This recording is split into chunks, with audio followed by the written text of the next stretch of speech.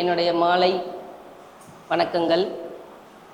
மனிதன் எப்படி சிந்திக்க வேண்டும், எப்படி நடக்க வேண்டும், எப்படி உயர்ந்து வாழ வேண்டும் என்பதனை தெளிவாக கூறும் பெரும் பொக்கிஷம் திருக்குறள். இதனை உலகுக்கு அருளிய மாமுனிவர் திருவள்ளுவர். அத்தகைய மாமறை நூலை இன்றைய இளைய சமுதாயத்துக்கு கொண்டு சேர்க்கும் உயர்ந்த நோக்கத்துடன் இந்த நிகழ்ச்சியை நடத்தி வரும் பாவேர் மன்ற மாதவர்களை மனமாற பாராட்டுகிறேன். இதனால் இவன் முடிக்க என்றாய்ந்து அதனை அவன் கண் விடல் என்ற திருக்குறளுக்கு ஏற்ப திருக்குறளின் அருமையான பெருமையையும் பயன்பாட்டையும் இளைய சமுதாயத்துக்கு கடத்தும் பாவேர் மன்ற மாதவர்கள் ஏற்று இருப்பது சால சிறந்தது.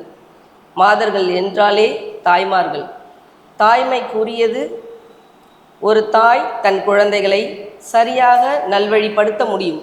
அவ்வகையில் இங்கே கூடியிருக்கிற அனைத்து மாதர்களும் தாய் என இளைய சமுதாயத்திற்கு திருக்குறளை கடத்தும் பணியில் ஈடுபட்டு இருப்பது சாலவும் பொருந்தது தற்காலத்திற்கு.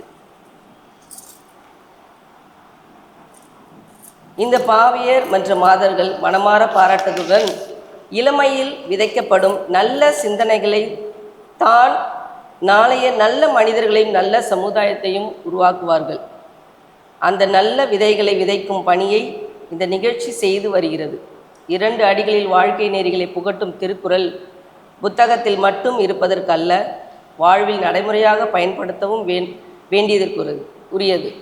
இந்த உண்மையை மாணவர்களுக்கு உணரும்படி இந்த நிகழ்ச்சியை வழிவகுத்து மிகவும் பாராட்டத்தக்கது. திருக்குறளை அறிந்த இளைஞன் தவறான பாதையில் செல்ல மாட்டான்.